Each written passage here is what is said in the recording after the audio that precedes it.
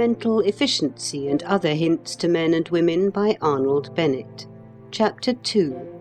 Expressing One's Individuality. A most curious and useful thing to realize is that one never knows the impression one is creating on other people. One may often guess pretty accurately whether it is good, bad, or indifferent. Some people render it unnecessary for one to guess, they practically inform one, but that is not what I mean. I mean much more than that. I mean that one has oneself no mental picture corresponding to the mental picture which one's personality leaves in the minds of one's friends. Has it ever struck you that there is a mysterious individual going around, walking the streets, calling at houses for tea, chatting, laughing, grumbling, arguing, and that all your friends know him and have long since added him up and come to a definite conclusion about him without saying more than a chance cautious word to you, and that that person is you? Supposing that you came into a drawing room where you were having tea, do you think you would recognize yourself as an individuality?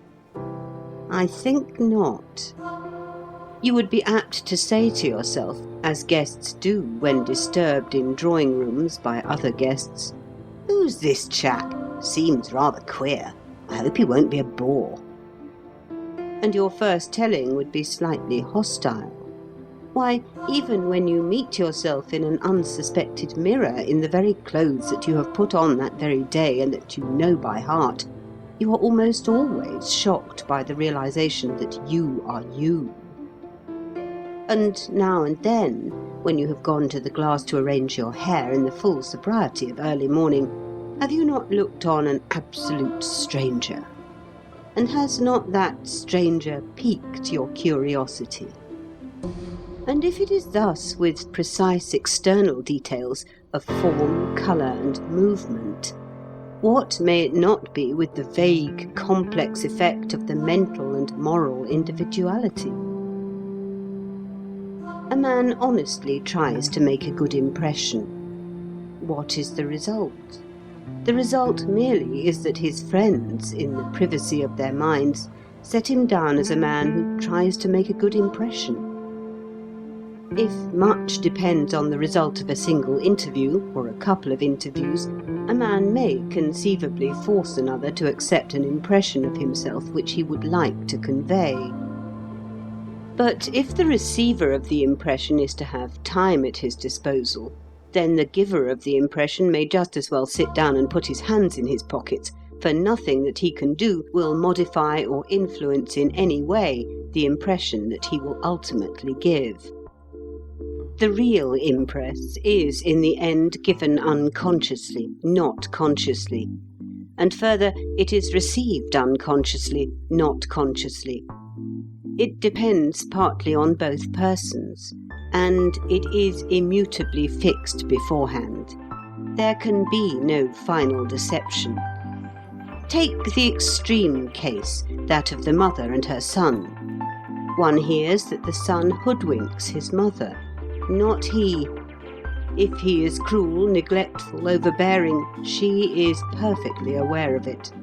He does not deceive her, and she does not deceive herself. I have often thought, if a son could look into a mother's heart, what an eye-opener he would have. "What?" he would cry. "This cold, impartial judgment?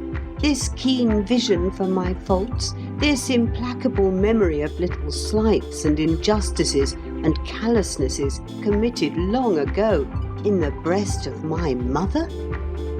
Yes, my friend, in the breast of your mother. The only difference between your mother and another person is that she takes you as you are and loves you for what you are. She isn't blind. Do not imagine it. The marvel is not that people are such bad judges of character, but that they are such good judges, especially of what I may call fundamental character. The wiliest person cannot forever conceal his fundamental character from the simplest.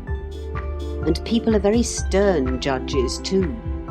Think of your best friends. Are you oblivious of their defects? On the contrary, you are perhaps too conscious of them. When you summon them before your mind's eye, it is no ideal creation that you see. When you meet them and talk to them, you are constantly making reservations in their disfavour, unless, of course, you happen to be a schoolgirl gushing over like a fountain with enthusiasm. It is well, when one is judging a friend, to remember that he is judging you with the same godlike and superior impartiality. It is well to grasp the fact that you are going through life under the scrutiny of a band of acquaintances who are subject to very few illusions about you, whose views of you are indeed apt to be harsh and even cruel. Above all, it is advisable to comprehend thoroughly that the things in your individuality which annoy your friends most are the things of which you are completely unconscious. It is not until years have passed that one begins to be able to form a dim idea of what one has looked like to one's friends. At 40, one goes back 10 years, and one says sadly, but with a certain amusement, "I must have been pretty blatant then. I can see how I must have exasperated them, and yet I hadn't the faintest notion of it at the time. My intentions were of the best, only I didn't know enough." And one recollects some particularly crude action and kicks oneself. Yes, that is all very well, and the enlightenment which has come with increasing age is exceedingly satisfactory. But you are 40 now. What shall you be saying of yourself at 50?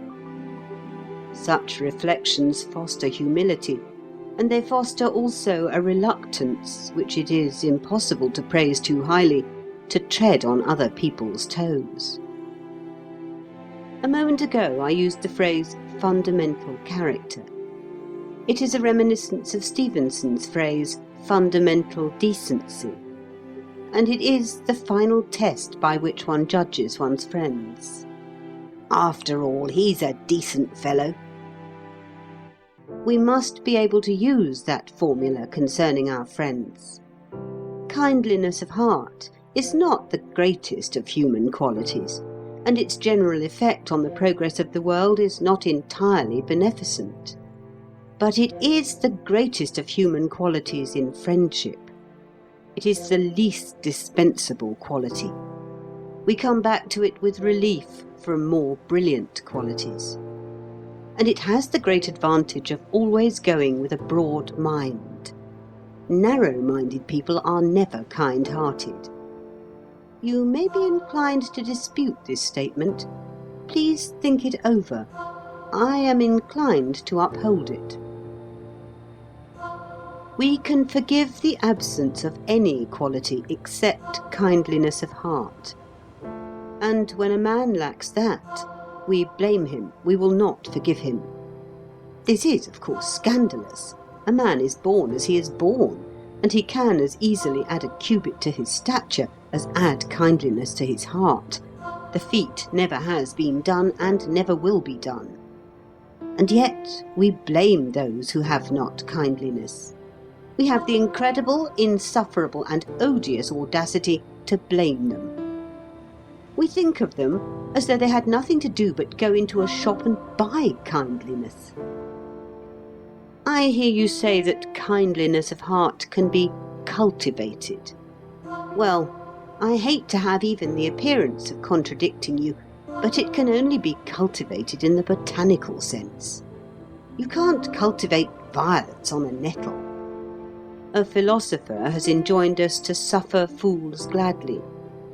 He had more usefully enjoined us to suffer ill-natured persons gladly. I see that in a fit of absent-mindedness I have strayed into the pulpit. I descend. End of chapter 2.